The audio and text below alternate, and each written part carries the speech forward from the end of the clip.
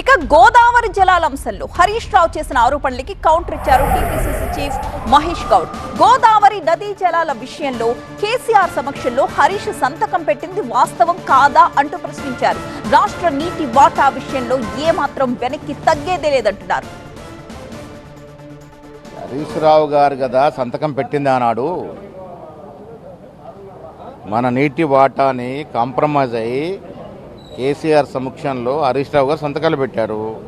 దాన్ని కప్పిపుచ్చుకోవడానికి ఈ రకంగా మాట్లాడుతూ ఉన్నారు. రాష్ట్ర ముఖ్యమంత్రి రేవంత్ రెడ్డి గారు కాంగ్రెస్ పార్టీ రాష్ట్రానికి రావాల్సిన వాటా, అది నీటి వాటా కావచ్చు, ఇతరతర వాటాలు కావచ్చు, ఎక్కడ కూడా కాంప్రమైజ్ ఉండదు. ఆషామాషి కాదు. రాష్ట్ర ముఖ్యమంత్రి అనేవాడు ఈ రాష్ట్రాన్ని ఏలుతూ ఉన్నాడు. ఏ రాష్ట్రం కూడా కాంప్రమైజ్ ఉండదు. నీటి బొట్టు చుక్క కూడా పోనీయం. ఆనాడు ఎందుకు కాళేశ్వరం ప్రాజెక్టు కోసం జాతీయ హోదా అడగలే? ఆ మర్మం ఏంది అడగపోవడానికి? పోలవరంకి ఇచ్చినప్పుడు మనం ఎందుకు అడగలే? ఎందుకు డిపిఆర్ సకాలంలో ఇవ్వలే? దీనికి లోపాయికారి ఉన్నటువంటి రాష్ట్రం ఏంది? మీరు అన్ని తప్పిదాలు చేసి ఇవాళ నష్టాన్ని పూరించే ప్రయత్నంలో కాంగ్రెస్ పార్టీ ఉంది. ఎక్కడో కాంగ్రెస్ పార్టీ కాంప్రమైజ్ కాదు. రాష్ట్ర విషయంలో ఎవ్వరు ఏ ప్రాజెక్టు అనుమతి రద్దు కాదు. అదనంగా ప్రాజెక్టు తీసుకుంటాం.